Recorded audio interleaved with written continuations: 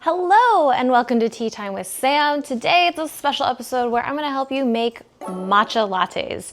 One, very simple. We're not gonna do the whole like traditional ceremonial way. Just the kind of like everyday brewing. As you can see, I have my pan out to warm up my milk. Very non-traditional, just everyday how to brew a matcha latte. Because as we know, I love matcha lattes, books and matcha. So we have my Legends and Lattes book here, felt very fitting. And then the Tea Dragon Society, which if you haven't read either of these are perfect cozy reads to read while you drink your matcha or listen to. The audiobook is very good at this. This is a graphic novel, so unfortunately you're gonna have to read it. But with that said, we're gonna get started with all of this. I realized I did that intro just like I do my microscope videos. Okay, we're gonna get started. With that said, there is a Legends and Lattes workout. You should go check it out. It's completely seated. It's super kind of cozy. Welcome, squad. You are back for your Legends and Lattes workout. Each time, I mean, I can smell it. It's so strong here. So strong. I love it though, but each time you curl the arms in, you can feel that coffee just wafting up. This is why you want to grab some bags of coffee and do this so it just smells good the whole time.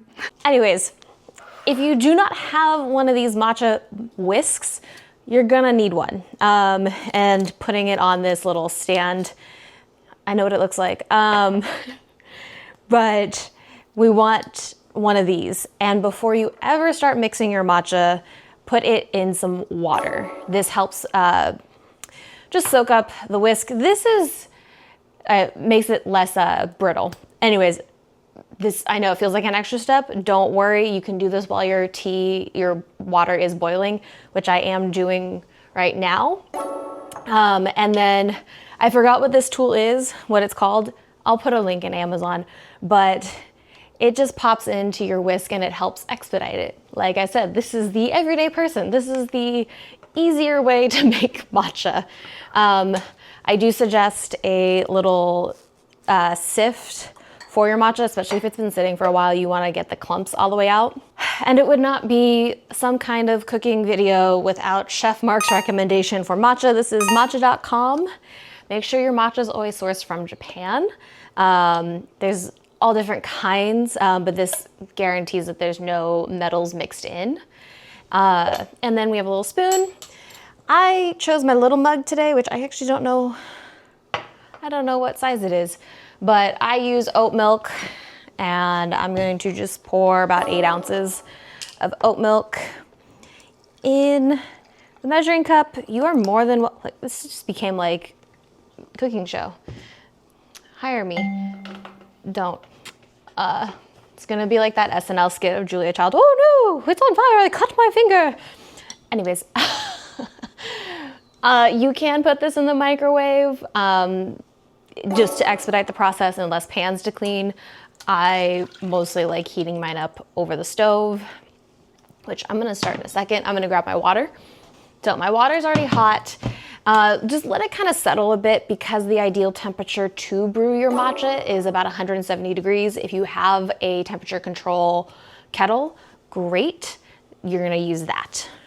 But now, when you're mixing your matcha,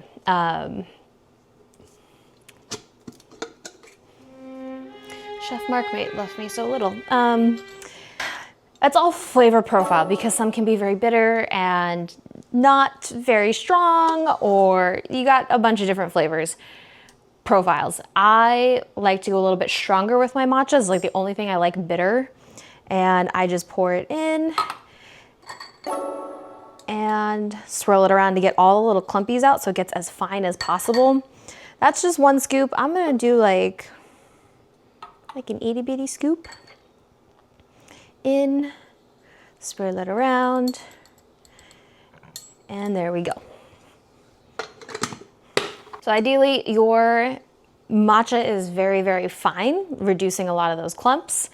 Now while the water was boiling, you have your whisk setting up. And so We're gonna do true cooking show style. I'm not gonna heat this up just yet so I do not burn my milk.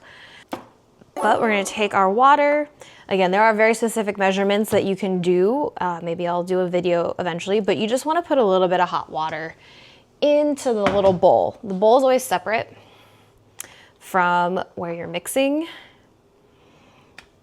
Then we're going to attempt to put this in.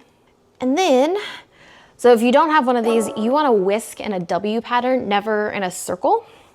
And let's hope I don't splash matcha, because when I made it the other day, it got a little splashy.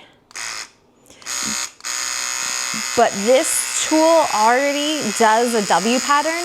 You just go back and forth, getting it nice and frothy. This is splashing everywhere. Checking it. So as you can see, it's all frothy. That's what we want. I'm just gonna give it a little bit more of that mix. Okay, so my milk is about done. Now, I like pouring the milk in first. Small little cup.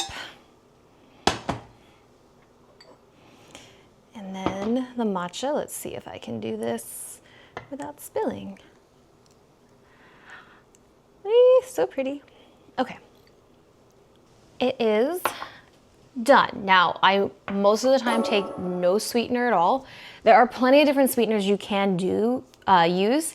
So honey, I've seen maple syrup, agave. I like honey.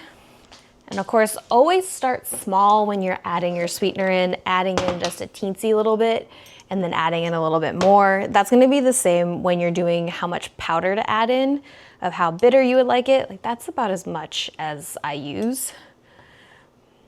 And I give it a swirl, let the honey kind of melt off.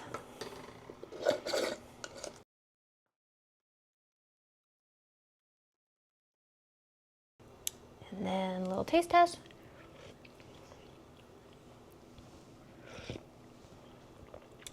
Oh my God, it's perfect. So I did a scoop and like a half, basically, of powder, and then you saw how tiny of that spoon I used for my sweetener.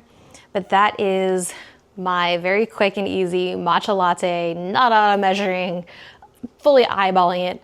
We'll say the true chef way. If you want a more traditional version where we measure everything, I guess the Chef Mark way.